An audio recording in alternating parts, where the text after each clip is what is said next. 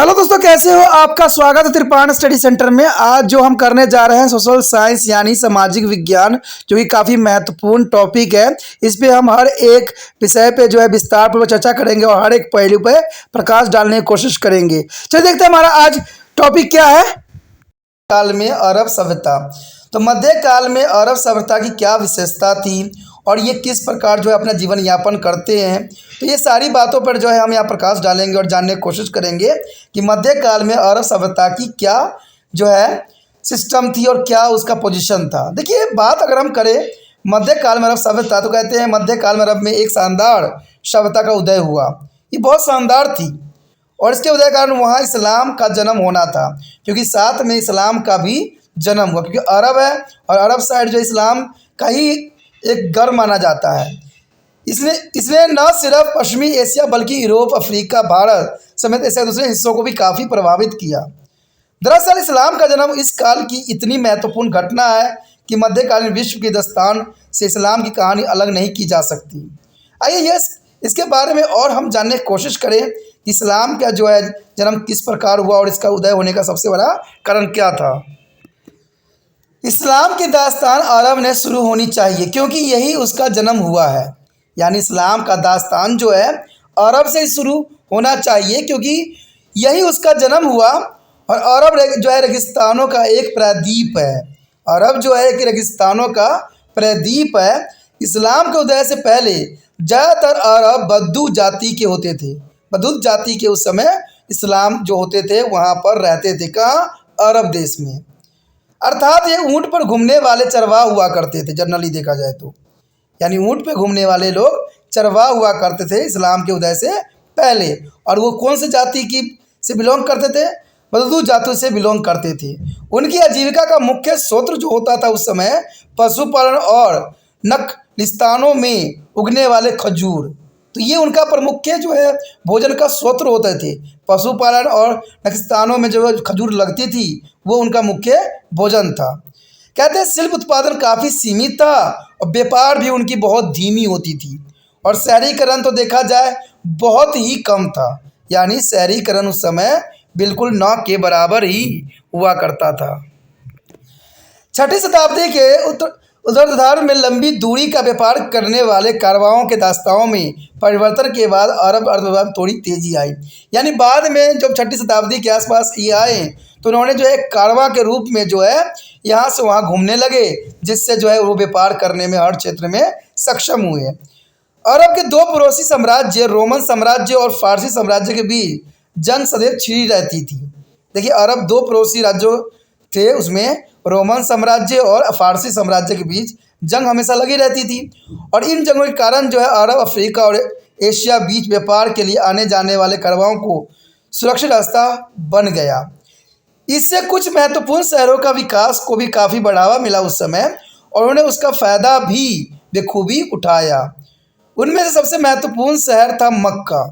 यानी मक्का जो था उस समय व्यापार के लिए बहुत ही मशहूर था, जो कुछ प्रमुख व्यापारी मार्गों के लिए संधि स्थल पर था। यानी संधि स्थल का मतलब होता है जंक्शन, जहाँ पर हर जो है मिलता है आपस में आके। कारवा के कारण मक्का को एक स्थानीय धार्मिक महत्व हासिल था और इसके कारण भी वह काफ़ी महत्वपूर्ण हो गया। उस समय काबा अरब के विभिन्न कबीलों के लिए एक पूजनीय स्थल बन गया और इस धर्म स्थल पर जो है कुरैश कबीलों का नियंत्रण था। कुरैश कबीले का नियंत्रण होना उसमें बहुत ज़रूरी था, जो मक्का के आर्थिक जीवन में एक शक्तिशाली भूमिका निभा रहा था। यानी जो है धर्मस्थल में कुरैशी कबीलों का होना जरूरी इसलिए भी था क्योंकि मक्का के आर्थिक जीवन में शक्तिशाली भूमिका इन्हीं की थी। इस्लाम के जो है स्थापक हज़रत मोहम्मद का जन्म करीब जो है 570 ईस्वी में कुरैली कबीले में ही हुआ था। हज़रत मोहम्मद का जो जन्म है 570 ईस्वी में कुरैशी कबीले में हुआ, जो कि काफ़ी महत्वपूर्ण था। हज़रत मोहम्मद के माता पिता का निधन उनके बचपन में ही हो गया था और उनकी परवरिश उनके चाचा ने की थी, जो कि जरूर इम्पोर्टेंट बात है। यानी हज़रत मोहम्मद का जो है पिता का निधन हो गया, माता पिता का, तो उनके चाचा ने ही उनका परवरिश किया। बड़े होकर वो जो है खुशहाल सौदागर बन गए। उन्होंने एक धनी विधवा खदीजा के लिए व्यापार किया। बाद में उन्होंने खदीजा से शादी भी कर ली और करीब 610 ईस्वी में हज़रत मोहम्मद एक धार्मिक अनुभूति से गुजरे, जिसमें माना जाता है कि उन्होंने एक आवाज़ सुनी जो कह रही थी कि अल्लाह एक है और इसके सिवा कोई भगवान नहीं है। और उस समय अरब अनेक देवी देवताओं को पूजा करते थे और अल्लाह को उनमें से एक है, लेकिन उनसे थोड़ा ऊंचा और शक्तिशाली माना जाता था। तो ये काफ़ी महत्वपूर्ण बात यहाँ पर आती है। हज़रत मोहम्मद के अलौकिक अनुभव के कारण इस बहु ईश्वरवाद या अनेक देवी देवताओं पर आस्था की जगह एक ईश्वरवाद ने ले ली। यानी अब जो पहले के समय में वहाँ पर बहुत से देवी देवताओं की पूजा की जा रही थी, जब हज़रत मोहम्मद की अलौकिक अनुभव के बाद वहाँ पर सिर्फ एक ईश्वरवाद ही जन्म ले लिया, यानी लोग एक ही ईश्वर को मानने लग गए। उसके बाद हज़रत मोहम्मद को और भी आकाशीय संदेश आए जो उनके नए धर्म के आधार बने। नया धर्म इस्लाम के नाम से जाना गया और हज़रत मोहम्मद उनके पैगंबर माने गए। शुरू में वह कुरैश के ज़्यादा लोगों को नए धर्म में शामिल करने में सफल नहीं रहे। उनकी पत्नी समेत कुछ ही लोगों ने नया धर्म स्वीकार भी किया।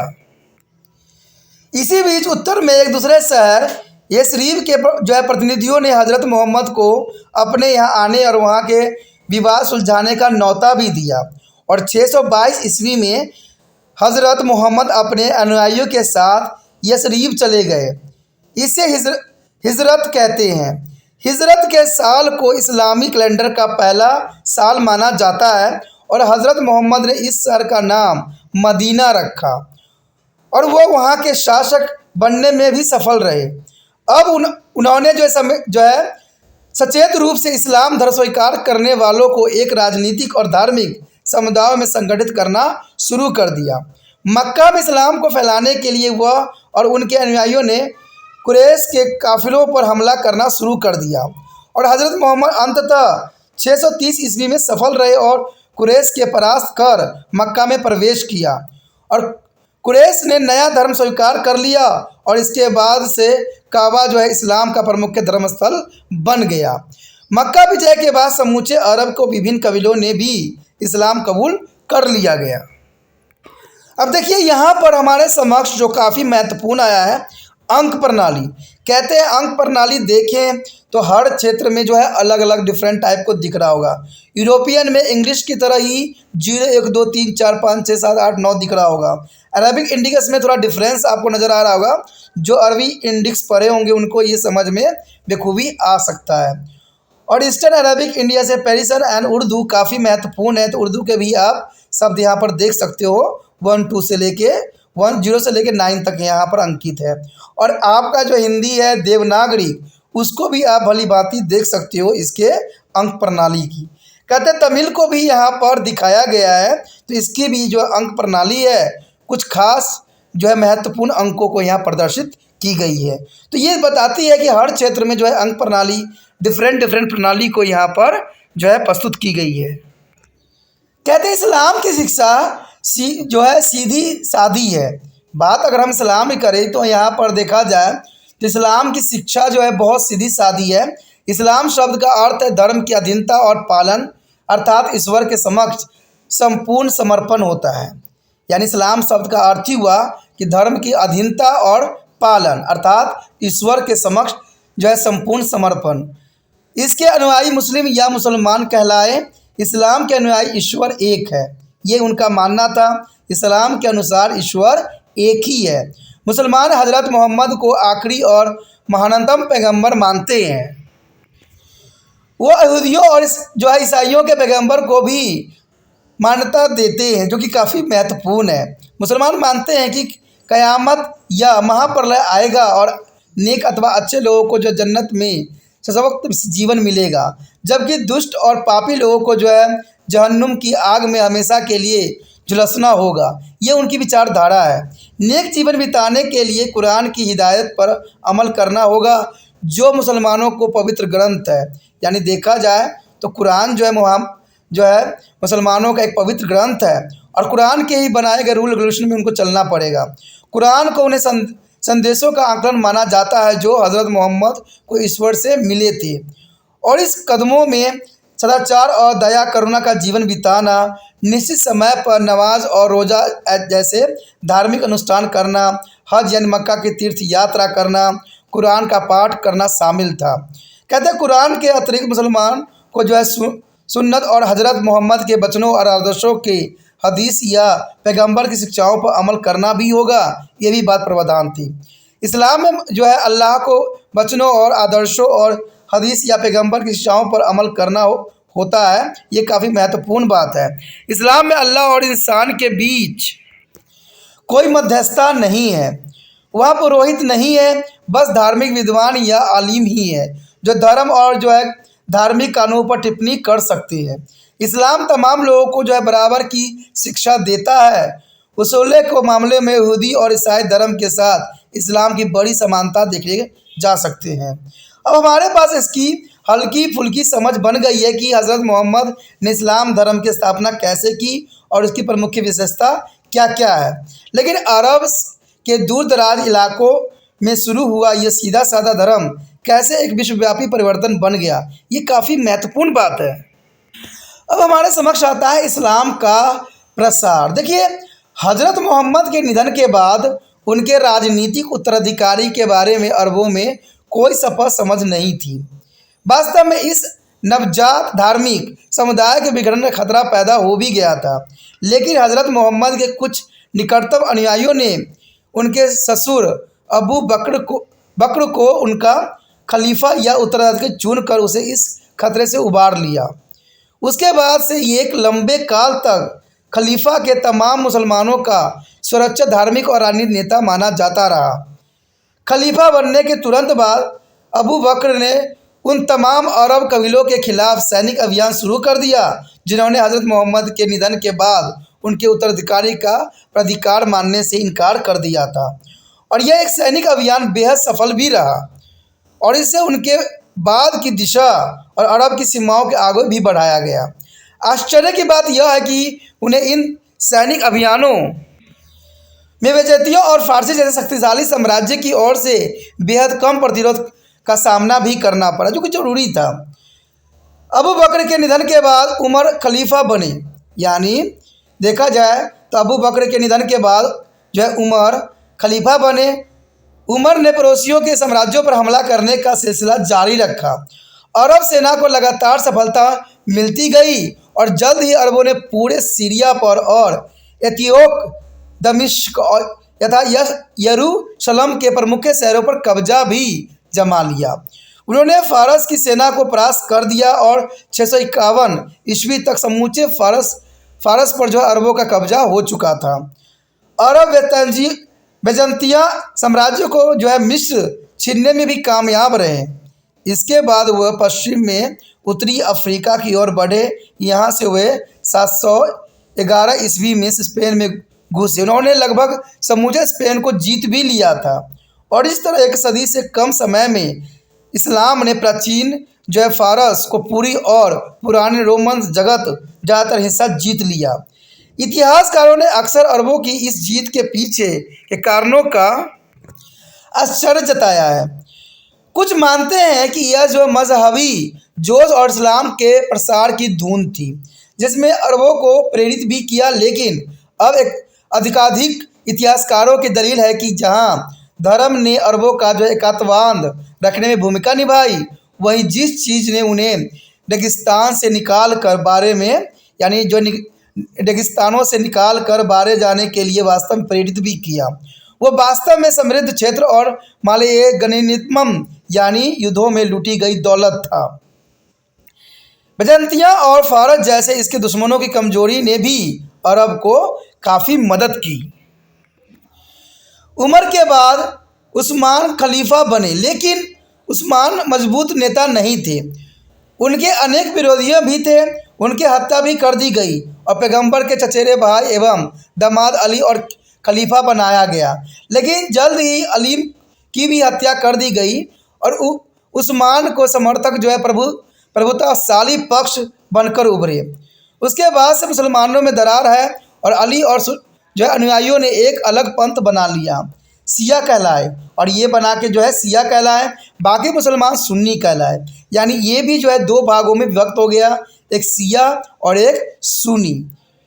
अली की मृत्यु के बाद उमैया परिवार के एक सदस्य ने खिलाफत संभाली और उस्मान इसी परिवार के ही थे।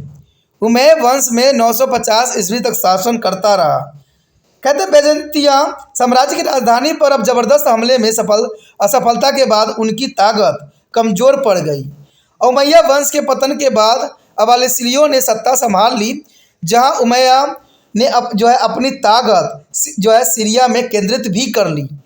अब्बासियों ने अपनी राजधानी बदलकर फारसी राजधानी के पास इराक में बगदाद को बनाया।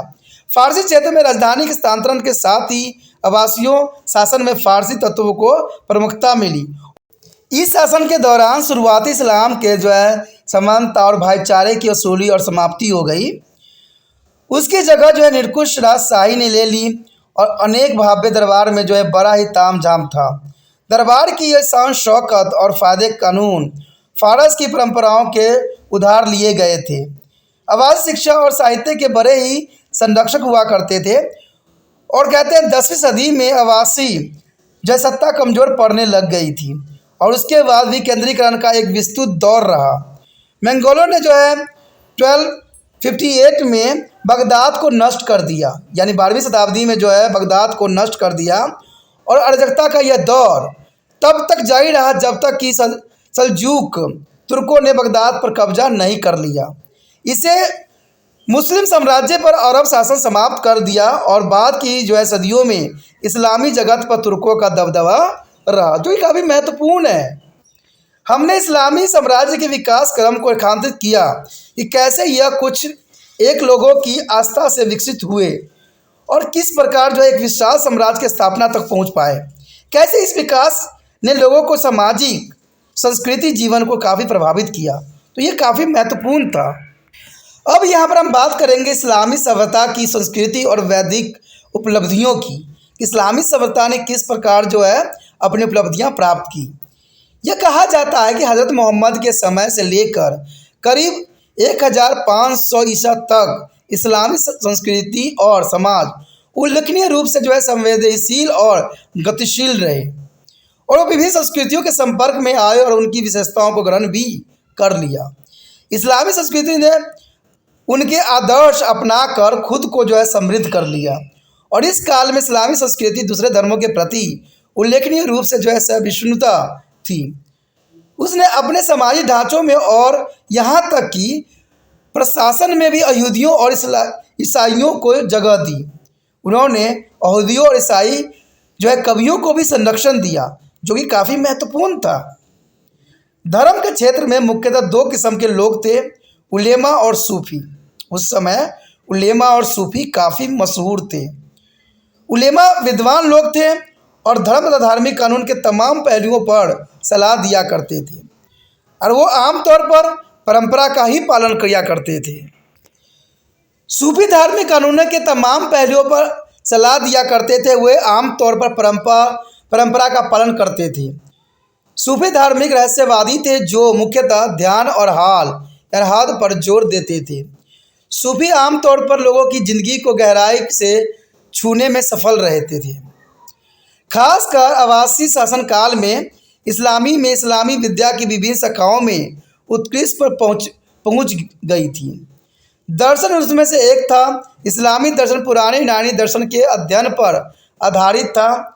बुद्धिवाद और विवेकशीलता में यकीन रखने वाले मुस्लिम दर्शकों को एक तबके ने यूनानी दर्शन को आगे बढ़ाया और यह दार्शनिक दर्शन के क्षेत्र में चिंतन मनन के अलावा प्राकृतिक विज्ञान के अध्ययन में भी अग्रणीय थे। उन्होंने खगोलीय शास्त्र और चिकित्सा के क्षेत्र में खासा काम किया। उनका ज्योतिष शास्त्र खगोलीय गणना पर आधारित थी, जो कि काफ़ी महत्वपूर्ण थी। चिकित्सा शास्त्र के क्षेत्र में उन्होंने यूनानी के लेखकों का न सिर्फ अध्ययन किया बल्कि उसे बहुत आगे तक ले भी गए।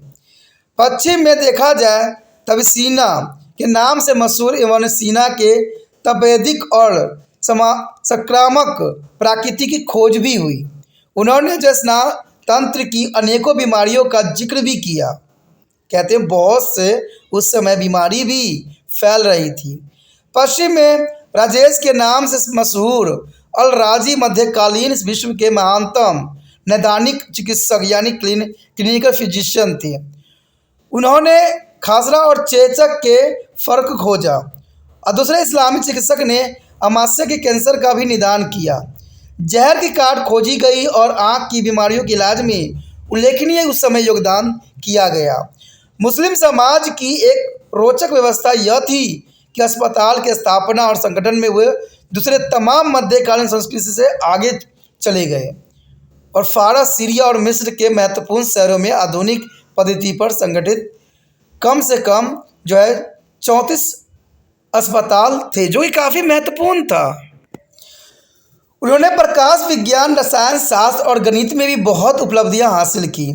इस्लामी कहते भौतिक शास्त्रियों ने प्रकाश विज्ञान की नींव भी रखी और कहते प्रकाश गति, प्रसरण और प्रवर्धन के बारे में अनेक महत्वपूर्ण निष्कर्ष भी निकाले गए। रसायन शास्त्र में क्षेत्र में अन्य चीज़ों के अलावा सोडा के कार्बनिक और फिटकरी और सोडा नमक के तेजाब